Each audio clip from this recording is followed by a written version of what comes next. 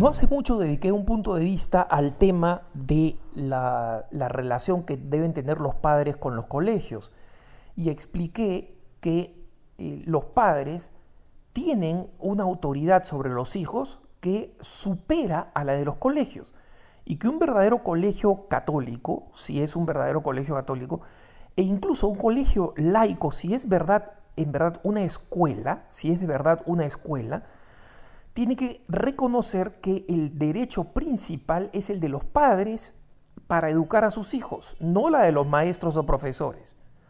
Y que los maestros o profesores cumplen una labor subsidiaria, es decir, secundaria y de auxilio de los padres. Entonces algunos dirán, bueno, Alejandro, si es que no hay papás que les enseñen nada, justamente ese es el principio de subsidiariedad. Obviamente los maestros serán los que les enseñen, pero solo en las circunstancias en lo que los niños efectivamente no cuenten con papá.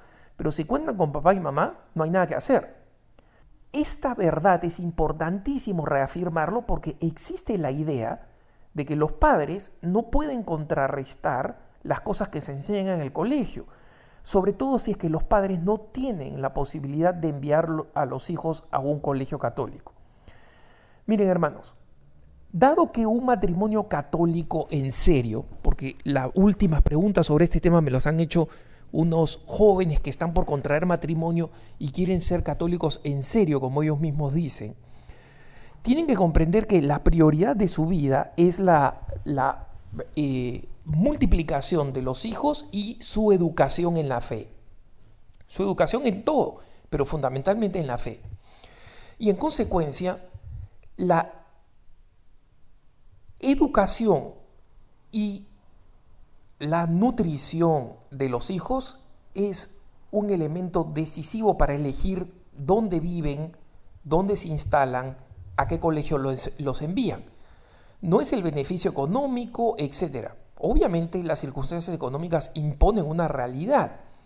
Si efectivamente estamos hablando de padres que no tienen recursos económicos sino para enviar a los hijos a una escuela pública, pongámonos en el escenario que los padres no pueden ahorrar lo suficiente o no ganan lo suficiente para enviarlos a un buen colegio católico. Entonces, y digo bueno, porque lamentablemente el nombre católico no basta hoy en día para confiar en una escuela. Pero incluso cuando los hijos van a colegios públicos, eso no cambia la responsabilidad de los padres ni cambia su poder de influencia. Lo digo porque en el correo electrónico en el que unos jóvenes me escribían sobre cómo contrarrestar la educación que reciben los hijos, la respuesta es muy sencilla, contrarrestándola pues, contrarrestándola. Si unos padres son buenos padres, y en consecuencia crean una relación al mismo tiempo de gran confianza y también de autoridad con los hijos, y ese equilibrio es el equilibrio de la quintesencia de la paternidad católica, ¿no? Confianza y autoridad. Los padres que solamente tienen autoridad son autoritarios, no tienen la confianza de los hijos, no van a lograr llegar a ellos, especialmente cuando lleguen la adolescencia y la juventud y tengan capacidad de decidir por ellos mismos. Y si los padres tienen confianza pero no tienen autoridad, no van a ser capaces de evitar que los hijos se despeñen y que sean víctimas de cualquier tipo de presión o de influencia. Pero si los padres, papá y mamá, logran este equilibrio entre confianza de los hijos, ¿no?, hacia los padres y autoridad, entonces los hijos van a hacer dos cosas fundamentales: compartir con ellos lo que sucede en el colegio y, como los padres tienen autoridad, van a explicarle a los hijos cuáles son las tonteras de las cosas que reciben.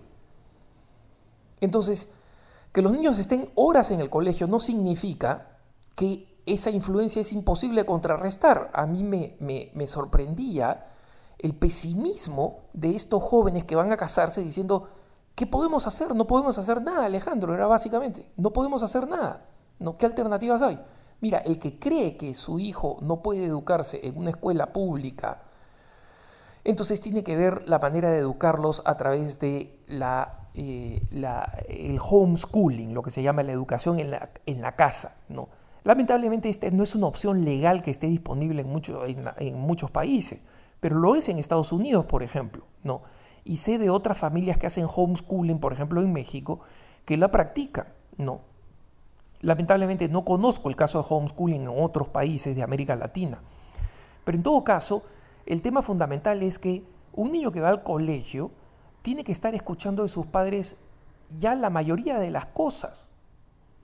Y yo me acuerdo que a mí, mi papá, por ejemplo, que no sabía inglés, me dijo cómo se decía mamá en inglés y mi pobre padre lo pronunció fatal. Yo llegué al colegio y cuando la profesora de inglés me decía cómo se pronunciaba mamá en inglés, yo decía no y prácticamente me botaron de la clase, era pequeño, ¿no? ¿Por qué? Porque yo insistía que era como mi papá me decía, ¿no? Y después fui a la casa diciendo cómo me habían insistido que se decía de esta manera y no de otra, y mi mamá, que sí sabía inglés, casi le da un coscorrón pues en la cabeza a mi papá, ¿no? Para que le enseñas mal lo que no sabes, ¿no? Entonces, esto simplemente para mostrar la enorme influencia que tienen los padres, especialmente cuando se tratan de niños pequeños, y después si existe la confianza, como decía, y existe la autoridad, van a escuchar. Cuando el hijo venga ya con clases mayores, mira mamá, nos enseñaron que la Revolución Francesa fue un gran evento que nos llevó a la libertad y la igualdad y la fraternidad. No, hijito, la Revolución Francesa fue una revuelta de masones anticlericales que convirtieron la revolución en una maquinaria de asesinar obispos y sacerdotes, ¿no? Una de los números más altos de mártires asesinados por el anticatolicismo en Europa no fueron por las persecuciones romanas, fueron por los liberales anticlericales de la Revolución Francesa que masacraron a decenas de miles de cristianos en la región de la Vendée, en Francia.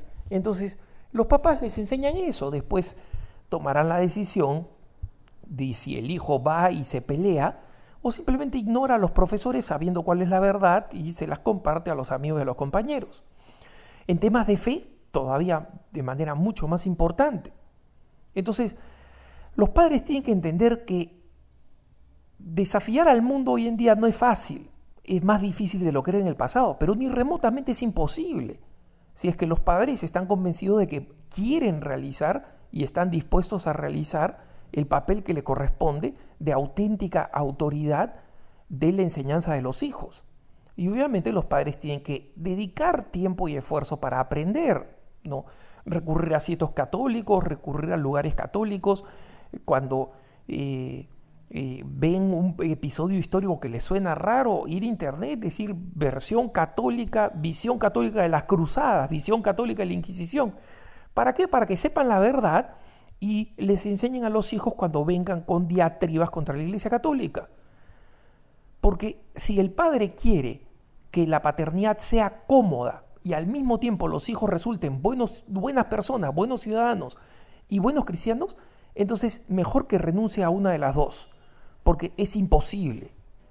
La educación de los hijos requiere esfuerzo, requiere sacrificio, requiere de los padres formación, preparación, y si es que no toman esas medidas, pues simplemente no esperen buenos resultados de su paternidad, así de sencillo. Que tengas un buen día.